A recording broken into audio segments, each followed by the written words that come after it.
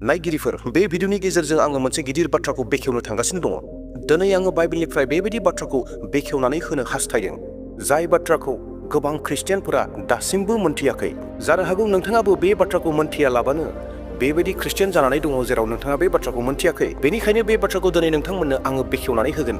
बे बेखेवनांगौ बाथ्रायानो जाहैबाय 25 डिसेम्बरनि बिसय। येस अनजाग्रा प्रियफोर, नंगौ, जायखौ नोंथाङा आङो जों बयबो गोबां मानसिफोरानो 25 डिसेम्बरखौ ख्रिस्टमास होननानै खुङो एबा सेलेब्रेसन खालामो। बै 25 डिसेम्बरनि गोबां गोनांथिथार बाथ्रा बेयाव थाखोमानानै थानाय बाथ्राफोरखौ दिनै आङो बेखेवनानै होगोन, बुंफोरनानै होगोन, जायखौ खोनायोब्ला नोंथांमोना गोबां सोमोनांगोन। जुदि नोंथाङा ख्रिस्टमासआ मा एबा ख्रिस्टमासखौ मानो खुंनाय जायो बे बिसयाव जुदि मोनथियाब्ला नोंथांनि थाखाय दिनैनि भिडिअआ गोबां इन्टारेस्टिं जागोन। आरो जुदि नोंथाङा ख्रिस्टमासआ मा बेखौ मोनथिखायोब्ला, मानो सेलेब्रेसन खालामो बेखौ मोनथिखायोब्लाबो नोंथांनि थाखाय बे भिडिअआ गोबां गोनांथि जागोन। मानोना जोङो जिखौ ख्रिस्टमास जिशु ख्रिस्टनि जोनोम सान होननानै खुलुमगासिनो दङ, सिबिगासिनो दङ, सेलेब्रेसन खालामगासिनो दङ, बै साना थारैनो मा सानमोन, मानो सेलेब्रेसन खालामोमोन, सोरनि दिनमोन, मा दिनमोन बेखौ जों मोनथिनो हागोन। मोनथिनानै ला अनजाग्रा प्रियफोर, जों जि खामानिखौ जिशु ख्रिस्टनि मुङै मावो बै मावनाय गासै खामानिफोरखौ जोङो मोनथिनांगौ आरो बै खामानियाव सैथोआ थानो नांगौ। नंखाय फोरोंनाय, नंखाय बुंनायखौ जिशु ख्रिस्टआ मोजां मोना। नोंथाङा जुदि थारैनो 25 डिसेम्बरा सोरनि जोनोम सान बे बाथ्राखौ मोनथियाब्ला जों गोरोन्थिखौ मावगासिनो दङ। थारैनो बै 25 डिसेम्बरा जिशु ख्रिस्टनि जोनोम सान मारना? थारैनो बे सोंलुआ नोंथांनि गोसोआव हयथ' गोबां बार सौग्रुबफैबाय थायो। आरो थारैनो सोरबाया बेबायदिबो बुंदों जानांगौ जे 25 डिसेम्बरखौ खुंनो नाङा होननानै। अनजाग्रा प्रियफोर, 25 डिसेम्बरा थारैनो जिशु ख्रिस्टनि जोनोम सान ना गुबुननि जोनोम सान बेखौ जोङो दिनैनि बे भिडिअनि गेजेरजों रोखा जागोन। दे अब्ला खावलायबाय भिडिअखौ जोबजासिम नायदो जेन मोनफ्रोमबो बाथ्राया रोखा जायो। थारैनो 25 डिसेम्बरा जिशु ख्रिस्टनि जोनोम सान ना गुबुन सोरबा व्यक्तिनि जोनोम सान बेखौ जोङो मोनथिदोनि। जेरैहाय आङो जागायजेननायावनो बाथ्राखौ बुंदोंमोन जे ख्रिस्टमासनि बिसय मोनथिनांगौ बाथ्राफोरखौ आङो बेरफु होजोबगोन होननानै, एबा ख्रिस्टमासनि बिसय 25 डिसेम्बरनि सिङाव थानाय बाथ्राफोरखौ बेखेवनानै होगोन। दा बेबायदिनो बेखेवलांगोन। ख्रिस्टियान धोरोमनि जाथों गुबुन धोरोमनि जाथों पृथिबिनि बयबो मानसिफोरा 25 डिसेम्बरखौ जिशु ख्रिस्टनि जोनोम सान होननानै बयबो मोनथिगौ आरो गोबाङा सेलेब्रेसन खालामो। नाथाय बे सेलेब्रेसना थारैनो बाइबेलनि बायदिनो?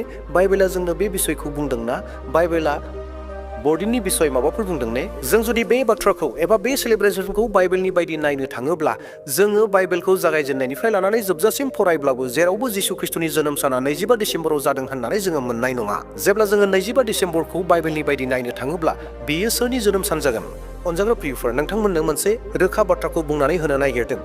बाइबेला दिनै जोंनो 25 डिसेम्बराव जिशु ख्रिस्टआ जोनोम जादोंमोन होननानै माब्लाबाबो दिन्थिनानै होनो हाया एबा बुंनानै क्लियार खालामनानै होनो हाया। नाथाय जों मण्डलिफोराव थाङोब्ला, फोथायारिफोरनियाव सोङोब्ला जे 25 डिसेम्बरा मा होननानै बुङोब्ला गोबां मानसिफोरा बुंगोन जे जिशु ख्रिस्टनि जोनोम सान होननानै। नाथाय बेखौ बुंनायाव जोङो गोबाङानो गोरोन्थि खालामनानै दङ। मानोना जिशु ख्रिस्टआ 25 डिसेम्बराव जोनोम जायाखै। मानोना बाइबेलाबो बेखौ रोखा खालामाखै। अब्ला जिशु ख्रिस्टनि जोनोमालाय माब्लाथो जादोंमोन? जिशु ख्रिस्टआ थारैनो जोनोम जादोंमोन, नाथाय बिनि जोनोम जानायखौ, बिनि दिन, तारिख, समफोरखौ जोङो रावबो बुंनो हाया। मानोना बाइबेला बेखौ जोङो मोनथिहोआखै। जेरैहाय जिशु ख्रिस्टनि नैथि फैफिनगोनखौ रावबो मोनथिया, दिन तारिख जेबो गैया। थिग बेबायदिनो जिशु ख्रिस्टनि जोनोम सानाबो जाबाय। जिशु ख्रिस्टआ जे थारैनो जोनोम जादोंमोन बिनि माखासे नेरसोनफोर, बिनि माखासे सिनफोरखौ जोङो बाइबेलनि गेजेरजों मोननो हायो जे जिशु ख्रिस्टनि जोनोम साना एबा जोनोमा थारैनो नंगौमोन एबा नंगौ बेखौ जोङो मोनथिनो हायो। जेखौ बाइबेला जोंनो रोखायै दिन्थिनानै होदों जे जिशु ख्रिस्टआ जोनोम जादोंमोन। दा बैफोर सिनफोरखौ जोङो नैबे बाइबेल सिरिफोरनि गेजेरजों मोनथिनो हायो जेन जिशु ख्रिस्टनि जोनोम साना सैथो, नंगौ होननानै। नाथाय बिनि गेजेरजों 25 डिसेम्बरा नङा, जोङो बेखौ मोनथिनो हागोन जे 25 डिसेम्बरा जिशु ख्रिस्टनि जोनोम सान बे नङा। बे बाथ्राया रोखा जायो। लुकासनि 2:8 सिरिसिम बेथलेहेम खाथियाव मेन्दा लावखारफ्रा हराव गावसोरनि मेन्दाफोरखौ नेबाय थादोंमोन। बे समावनो सासे आरफआ बिसोरजों हरखाब नुजाफैदों आरो फोरबोनि महिमाया बिसोरनि सोरगिदिं जोंफबदों। बेखौ नुनानै बिसोरो गिख्रंदों। नाथाय आरफआ बिसोरखौ होनदों, दागि, आङो नोंसोरनो गेदेर रंजानायनि गाहाम रादाबसो लाबोदों। बे रंजानाया गासै मानसि मानिनिनो जागोन। दिनै नोंसोरनि बासायगिरिया दाबिदनि नोगोराव सारि जाबाय। बियो ख्रिस्ट' फोरबो। लावखारफोरा बोरमा मेन्दा गुमबाय थानायाव हरखाबनो सोरगोनि सासे आरफआ फैबाय आरो बै सोरगोनि आरफखौ नुनानै लावखारफोरा गिबाय। आरो बै समाव सोरगोनि आरफआ बुंबाय, दागि, नोंसोरो दागि होननानै सोरगोनि आरफआ बुंनायसै। नोंसोरनि नोगोराव बेबायदि सासे गथ' जोनोम जागासिनो दङ एबा जोनोम जाबाय, जायहा बासायगिरि, आं नोंसोरनो रंजानायनि रादाबसो लानानै फैदों होननानै आरफ'आ बिसोरनो खोन्थाबाय एबा बुंबाय। अनजाग्रा प्रियफोर, बेखिनियावनो बाथ्राखौ एसे बेखेवनानै होनो नागिरबाय। जोङो दायो जि 25 डिसेम्बरखौ जिसु ख्रिस्टनि जोनोम सान होननानै खुङो, बे माबायदि बोथोर, बे माबायदि सम? बे जाहैबाय गोबां गोजांनायनि सम, गोबां गोजां बोथोर, गोबां थान्दानि सम। आरो बेबायदि समाव साननानै नायनायसाय, बै लावखारफोरा जानो बे हरनि समाव, हर गेजेरनि समाव बेबायदि गावनि मेन्दाफोरखौ जानो बबेबा खुला मैदानाव, खुला जायगायाव गुमबाय थागोन। बे बाथ्राखौ एसे साननानै नाय। जेब्ला थान्दा बोथोर, बै थान्दा बोथोराव माबायदि बेबायदि मेन्दाखौ बिसोरो बाहेरायाव गुमबाय थागोन, बे बाथ्राया एसे साननांगौ जानानै दङ। दा बेयावखायनो 25 डिसेम्बरा ख्रिस्टमासनि सम जानो हानाय नङा, मानोना लावखारफोरा बेबायदि थान्दायाव बिखौ गुमनाय नङामोन।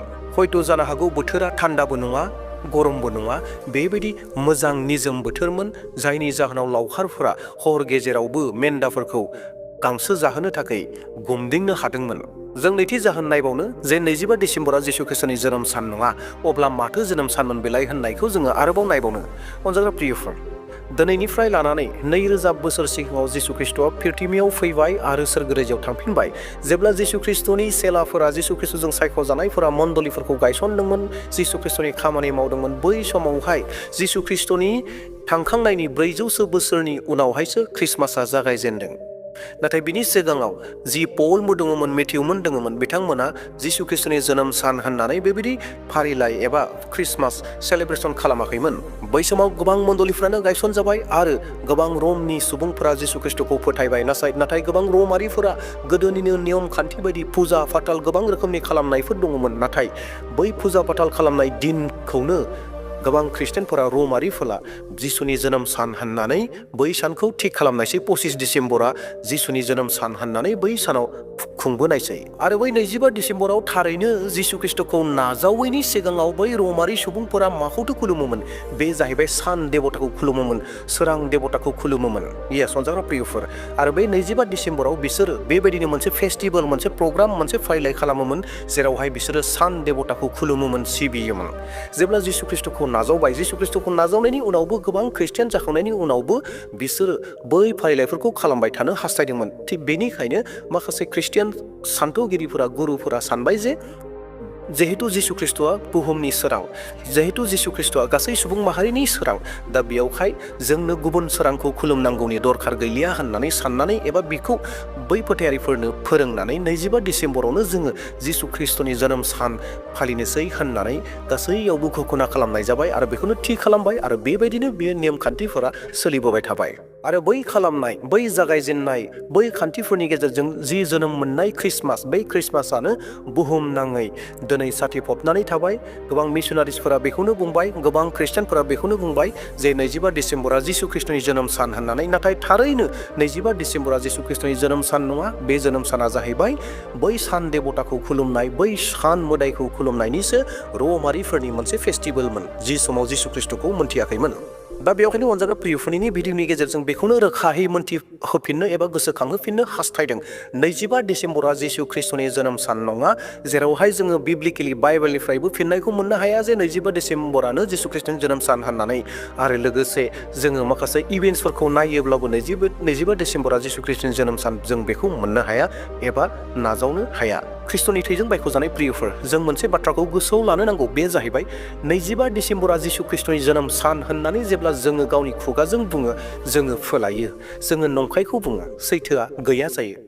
जुदि सोरबा सोङोब्ला 25 डिसेम्बरा जिसु ख्रिस्टनि जोनोम सान ख्रिस्टमासआ होननानै बुङोब्ला, जों जुदि औ होननानै बुङोब्ला जों मिसा बुंनाय जादोंना जायाखै? जेरावहाय बिब्लिकेलि फोरमान गैया। मानोना बाइबेला बेखौ बुङाखै जे जिसु ख्रिस्टआ 25 डिसेम्बराव जोनोम जादों होननानै। अब्ला जोङो मिसा बुंनाय जादोंना जायाखै? जोङो नंखाय बुंनाय जादोंना जायाखै? बे बाथ्राखौ एसे साननानै नायनायसै।